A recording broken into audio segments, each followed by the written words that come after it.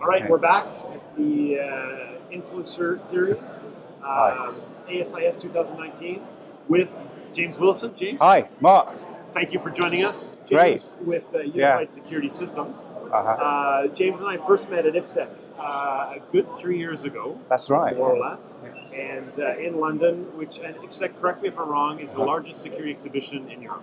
Yes, about 30,000 people, all across the range of stakeholders, designers, integrators, CCTV access systems, tracking systems, monitoring, you name it. And then you've got cyber security as well. Yeah, massive event. Show. Yeah. James's specialty is in and around the Internet of Things, convergence. I think we That's can go right. there. Yeah. And talk to us a little bit about your initiative. I saw it for the first time last year.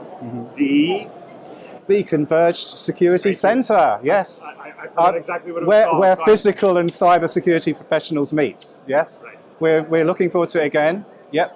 We're now going to be at the front of the show, so if you're coming, when you come into the front through the main entrance, as you come in, next to Access Communications, we'll be there with them. Excellent. Yeah, big show, 120 square meters. So tell us what your focus. Tell us what you're really focused on these days from a security. So yeah, because we're working in smart buildings, and we're seeing that a lot of the people providing technology to them, the IoT, the security of that.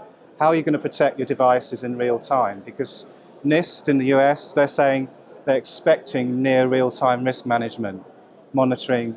And you've got to get a load of that. And what are you going to do about it? Expand a bit on NIST. What is NIST? NIST Is the National Institute of Standards and Technology, which is an American government, academia, corporates. Everyone's involved in producing guidance, and they've got a risk management framework version 2, and that's expecting near real-time risk management. And so you've got to think about how you're going to do that. Yeah. Okay, good. Yeah. And have you seen that evolve for the last couple of years? We have. We've seen the PSIM, the Physical Security Information Management, now combining with IT's SIEM, which is the cybersecurity version of the PSIM. And then they're coming together, and you're seeing they can monitor cyber attacks on physical devices and cameras and systems. And so the system of systems, which is your IoT building, that will be made, you can now look at it with one real technology on one platform. Right. So a PSIM's one platform, as you know, with all cameras and access. But now you can put in the cyber as well, which is that's the difference there. I didn't want to cut you off. Yeah. So what I'm hearing is bringing those things together to be more efficient. Yes. And generate more information on the security. Well, so you've got a load more information on what's going on. So how are you going to analyze that and make sense of it all? And that's where one of our partners called Micro Focus, which is the 6th largest IT software company in the world, they're giving their artificial intelligence to help, the operators work out what's the priority. How are you going to work out whether that data there is any good to you or not? So you've got that add-on, which makes it a differentiator between your average PSIM. Yeah. None of them average, but this one is sort of... Technology for those repeated things, gathering the information, and still human intervention for that actual well, you're going to need the operators, the gifted physical and cyber professionals in your centre looking at all that stuff. Actually act on that. Because how do you know what to do with it? You're going to get advice from the artificial intelligence, but what are you going to do? It's going to be very interesting. So we're going to have it again this year. All that showed to you. Internet of Things, security, a lot of mainstream media talking about that. We hear more stories of unprotected devices and things being taken over, etc. You've seen a lot of change in that. Well, I've seen a lot more cybersecurity professionals getting more worried about this, and especially the IoT. So now they're thinking, we've got to talk to physical people and facilities managers now, because the IoT systems are in the building, and who's going to manage them, and what are you going to do? Because your cameras are IoT devices, your access system, but they are now linked to the internet, and who's protecting that? So it's usually network security guys.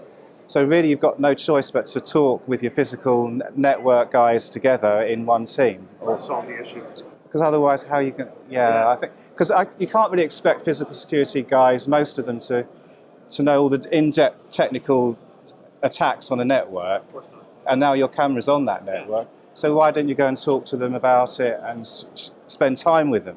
Makes sense. So as a follow-up to one of our other attendees in the influencer series is, get out of your office and speak to your colleagues. Yes. And what I'm hearing too is that you can really affect a building through logical means into physical access, and vice versa too, right? So the attacks are going to go from the home where they are now. So everyone's worried about their home CCTV. Well, why aren't you worried about your building CCTV? And the same thing.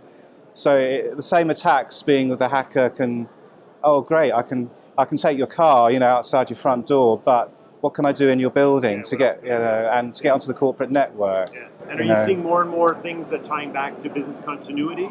So is that lens being put on it? That's the sort of response side as well. Coming. So that relationship with all areas. So this is where cybersecurity has to impact all areas of the business, not just physical security. Yeah. And that's again what NIST. Again, they said that 2 or 3 years ago. You have trustworthiness of systems, and how do you get that trustworthiness? You've got to get it through talking with the cybersecurity guys, if you can find them, and then chat with them and see what. Because then you're saying, I'm worried about the risk to my camera system. What do you think? And they're, oh right, okay, I'll have a look at that. Yeah. If you don't go and ask them, they might not. Then you won't find out. You want to speak the same language, right? Yes. We talked about data earlier, and to me, that's where you can really kind of pinpoint where you need to do work, right? When you can extract that and really. Well, that's where microfocus type things, the artificial intelligence, can really help, and that was what we're showing again at IFSEC. We're not just showing a PSIM, we're not just showing an SIEM, which you can see at Info Security Europe, which is a sister show in London. Yeah. We're showing something that you can see how you're going to make sense of that data and then respond in near real time, which is what you need, really. So if progression on convergence is put on a map of, let's say, 0 to 5, 0 is where we were a couple of years ago. 5 is sort of, ultimate state of fully converged and working together. Where are we from 0 to 5? Well, 2 or 3 probably. Okay. I think we've moved on because of the concerns that, say, some of the sort of IoT security guys, they're now worried about us, the physical guys sort of thing. So we need help, Whereas 3 or 4 years ago, I'm not saying they didn't care, but they didn't think that the systems were anything to do with them either, So no one was looking after them really on the cyber side. And maybe last question, differences geographically, Europe versus North America versus elsewhere? Yes, yeah, it's interesting on this sort of converged PSIM type thing. We know about a couple of things going on in America, the US, and obviously the Middle East is good at this, and we're a bit behind, I think, but we're catching up with IFSEC being so keen on this, so they're really enthusiastic, really putting us at the front of the show and making, which is great because front page always gets read first. Well, I can't say sorry, or I'm very happy about it, obviously. James, thank you very much. Mark. Yeah. Thank you very much for joining us in this series.